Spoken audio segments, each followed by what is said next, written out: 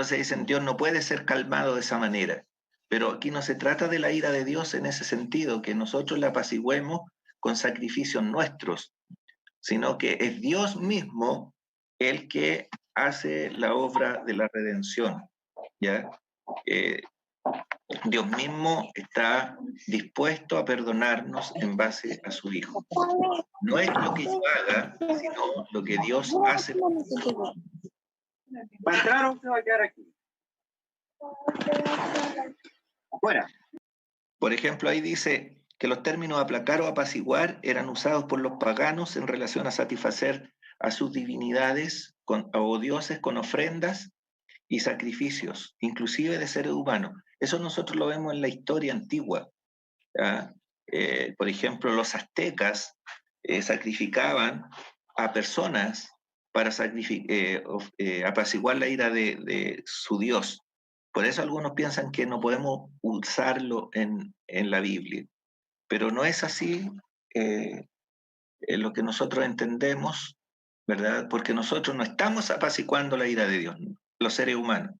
Es Dios, a través de su sacrificio, quien descarga su ira sobre su Hijo, no sobre nosotros. Por eso el Señor es la propiciación por nuestros pecados. Él satisface a Dios, Él cubre, ¿verdad? Él nos cubre con su sangre, con su sacrificio de la ira de Dios. Dale, no. ¿Ya la cambió? Dale. Aquí no se trata de lo que nosotros hacemos, sino más bien de lo que Dios mismo realiza por medio de la obra de su Hijo para que no nos alcance la ira de Dios. ¿Fijan? Esta es una obra que el Señor hace por nosotros. Y aquí tenemos pasajes que nosotros podemos leer donde aparece esta palabra, la propiciación. No sé si tienen sus Biblias, pero es bueno leerlo, donde dice en Romanos 3,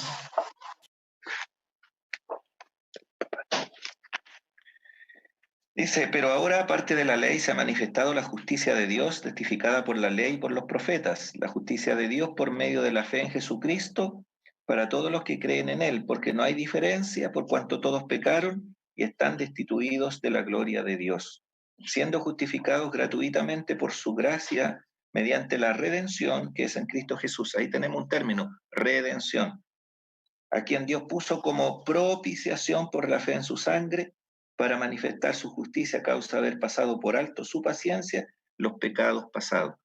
Entonces, aquí está la propiciación. ¿Qué significa propiciar? Significa que Dios, ¿verdad?, descarga su ira sobre su propio Hijo para que no caiga sobre nosotros. En Primera de Juan, donde estuvimos en la mañana, aparece 2 veces ese término. En Juan, Primera de Juan, capítulo 2, el verso 1, verso 2 más bien, y Él, el Señor, es la propiciación por nuestros pecados, y no solamente por los nuestros, sino también por los de todo el mundo. Y en Primera de Juan 4:10, donde leemos, en esto consiste el amor, no en que nosotros hayamos amado a Dios, sino que Él nos amó a nosotros y envió a su Hijo en propiciación por nuestros pecados. Y ahí tenemos de nuevo, ¿verdad?, el concepto propiciación. ¿Qué significa? Como decía, que nuestros pecados ofenden a Dios y provocan su ira. ¿Ya? ¿Por qué a algunos no les gusta que se hable de la ira de Dios? Porque no pueden concebir que un Dios de amor pueda tener ira. Pero la ira de Dios es un atributo de Él, tan perfecto como su amor. Si no, Dios no aborreciera el pecado, no sería santo. Si Dios no aborreciera la maldad, habría un sentimentalismo en Él que lo permitiría todo. Y nosotros sabemos, ¿verdad?, que Dios, si bien es cierto, tiene ira, dice que es lento para la ira y es rico o grande en misericordia. Entonces, en este término, no es lo que yo hago para quitar la ira de Dios sobre mí, sino es lo que el Señor hizo para que la ira de Dios no cayera sobre nosotros, sino sobre su propio Hijo. No sé si se entiende o hay alguna pregunta que alguien pudiera hacer por el chat. No, no hay ninguna. Ya, dale. Ya. Ahora, el pecado produce ira, enojo en Dios. Debemos pensar que la ira de Dios no es como la nuestra. ¿Usted se ha enojado, hermano, hermana? ¿Se ha irado? Muchas veces. Y a veces uno dice, no, yo me enojé con justa razón. Pero nuestra ira muchas veces es irracional, es injusta, desproporcionada. Y muchas veces nuestra ira es un mal temperamento. ¿Ya? Nosotros reaccionamos desproporcionadamente, no somos justos en nuestras reacciones. A veces podemos castigar a un hijo, pero andamos tan enojados, tan irritados, que se nos pasa la mano. Y a veces, en circunstancias similares, como andamos tan bien, lo perdonamos todo. Entonces nosotros no somos equilibrados, pero Dios es justo. Él nunca va a bajar su medida de santidad, sus exigencias. La ira de Dios es su mejor expresión. En su mejor expresión, perdón, nuestra ira está mezclada con rabia pecaminosa. Sin embargo, la ira de Dios es santa, ¿verdad? A veces uno se enoja y puede que tenga razón en una molestia, pero está siempre la rabia pecaminosa. Y uno dice, oye, me dio tanta rabia que no me aguanté. Pero Dios nunca va a sucederle eso a él.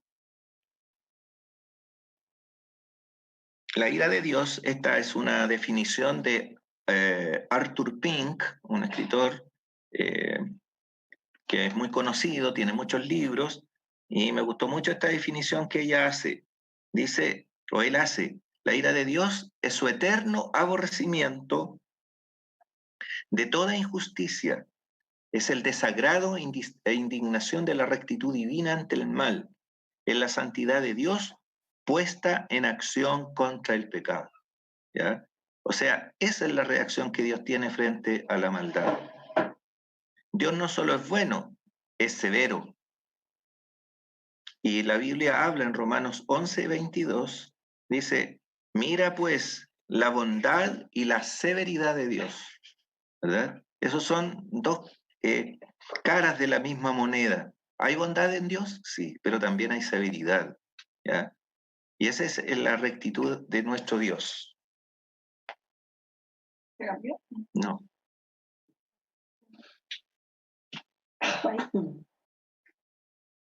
¿Ahí o no? Sí. Esencialmente la ira de Dios es su antagonismo contra el pecado. Es la forma que adopta la santidad de Dios contra la rebelión pecaminosa de su criatura. Y este escritor que siempre me ha encantado mucho, pero me ha costado mucho pronunciar, Charles Spurgeon, algo así, lo dice así, la ira de Dios no es más que su ira encendida. ¿Ya?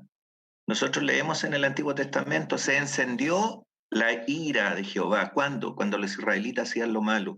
Nosotros estamos leyendo en el libro de Jueces, ¿verdad? Que dice, los hijos de Israel hicieron lo malo ante los ojos de Jehová y se encendió su ira, su enojo. Si Dios no sintiera ira, ya no sería santo. Por lo tanto, no se opondría al pecado y por consiguiente ya no sería Dios. ¿Fijan? Hay unas consecuencias en esto. Vamos a ver la otra, porque quiero llegar a un ejemplo. A veces tendemos a considerar la ira de Dios como algo que necesita excusa y justificación,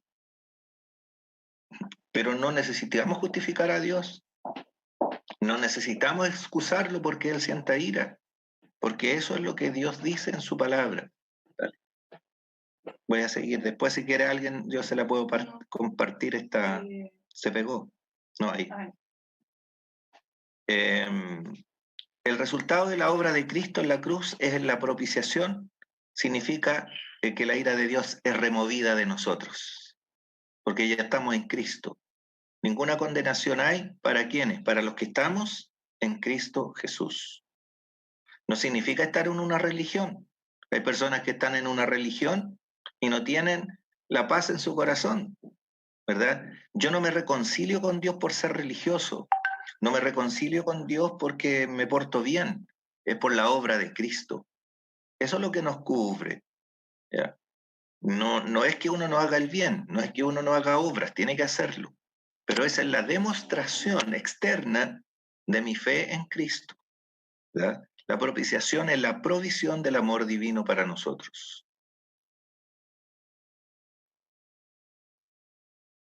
Por lo tanto, el logro supremo de Cristo en la cruz es que Él aplacó la ira de Dios, la cual nos destruiría de no haber sido cubiertos por el sacrificio de Cristo. Por eso, esto es tan terrible para el inconverso, porque si no se refugia en la obra de Cristo, tiene que sufrir la ira de Dios. La ira de Dios va a caer sobre el pecador que no se convierte a Cristo, pero si uno se convierte a Cristo, la ira de Dios cayó también, pero no sobre uno, sino sobre Cristo. El pecado siempre va a ser condenado. El pecado siempre va a ser castigado, o en uno o en Cristo. Si yo confío en Cristo, Él me cubre, Él recibió mi castigo. Pero si la persona no cree en el Señor, tendrá que llevar Él su propia responsabilidad y recibir el justo castigo de Dios. Pásalas todas porque quiero llegar a donde dice un ejemplo, por favor. Bueno, no era una predicación en realidad, era para explicar un poco, pero hay un ejemplo que es muy claro, y esta tengo harta, así que es larga. La hice como en 2 clases en la escuela dominical. Dale. Tengamos un poquito de paciencia. Aquí hay una parábola muy ilustrativa de que, no importa, ya. Es una parábola muy ilustrativa de lo que representa la propiciación. Y yo la voy a mencionar, no la vamos a leer en virtud del tiempo. En Lucas 18, versos 9 y 14, está la parábola del fariseo y el publicano. Casi todos la recuerdan, ¿verdad? O si no, la leo mejor en beneficio de recordarla un poquito. La leo rápidamente. En Lucas 18, verso 9, el Señor dice esta parábola.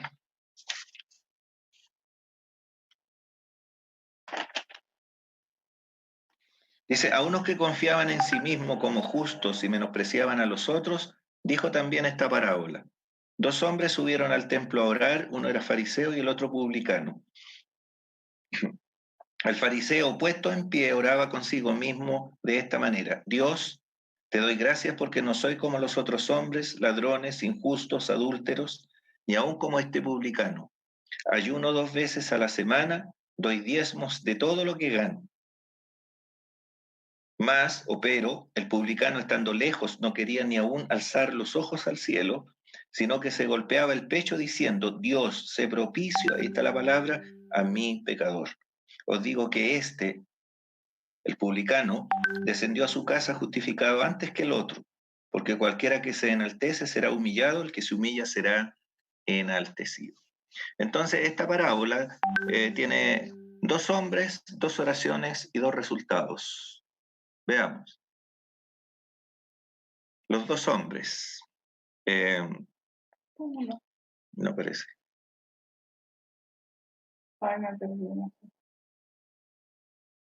Allá. No. No, más atrás. ¿Esa? Sí. Ya. Las 2 personas eran totalmente distintas, diametralmente opuestas. Las 2 acudieron al templo, hicieron lo mismo, pero de 2 maneras diferentes.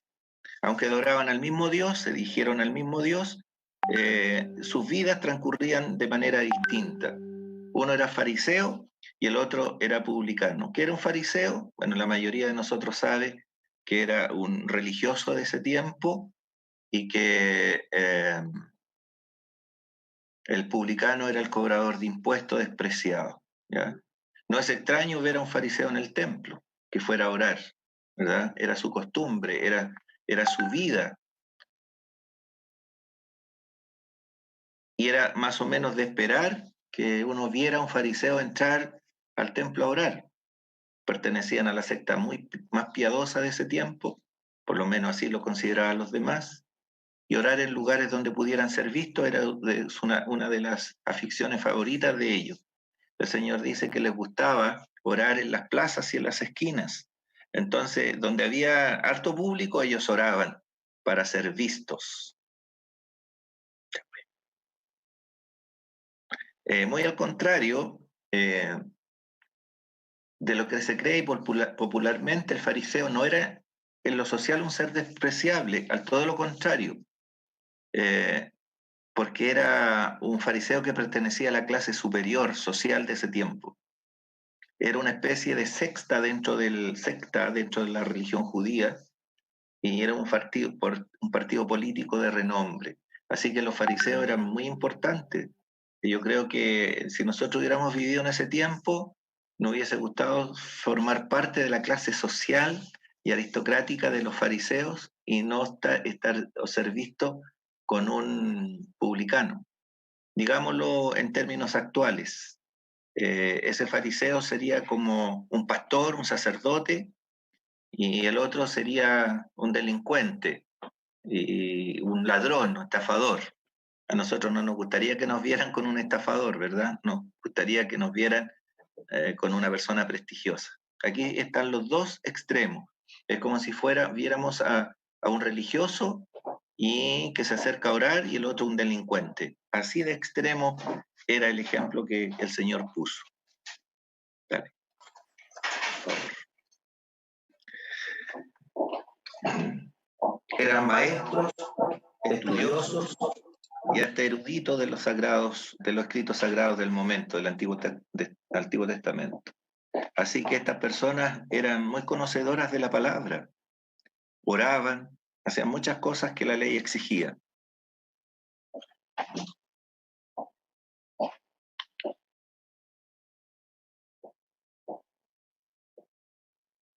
Bueno, estas personas, los fariseos, como muchos religiosos, les gustaba imponer muchas reglas que no estaban en la Biblia.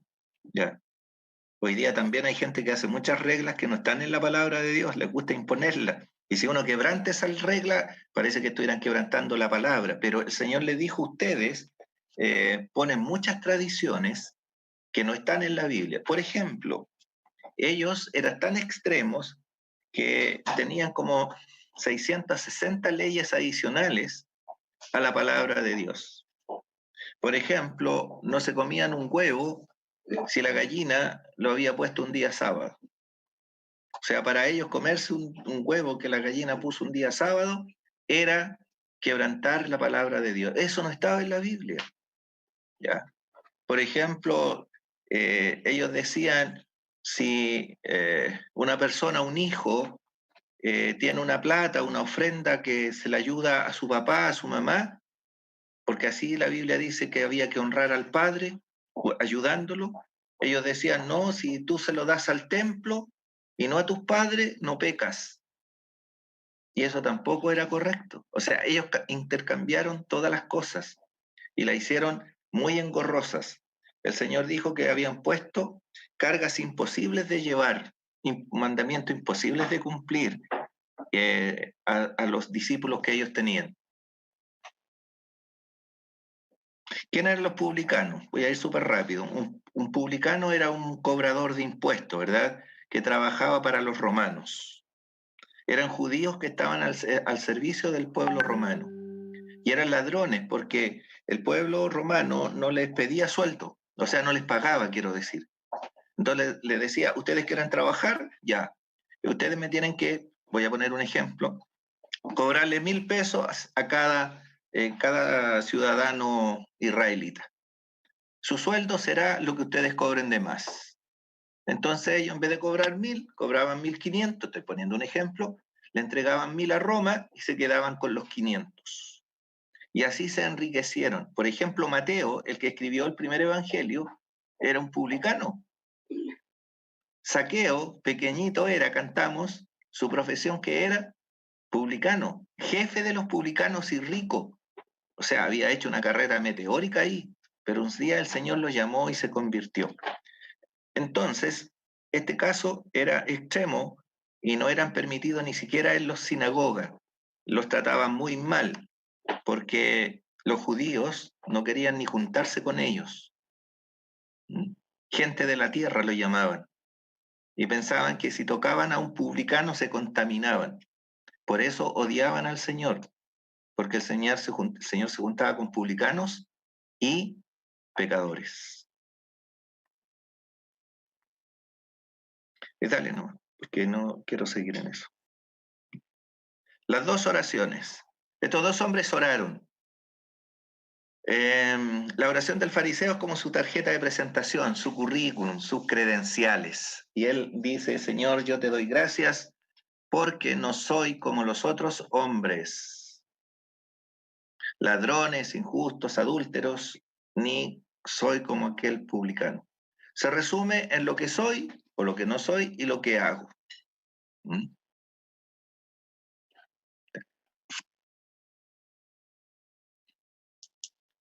El fariseo se acerca lo más posible al templo y ora.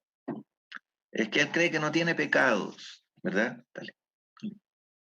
Y él empieza a confesar los pecados de los demás. ¿Mm?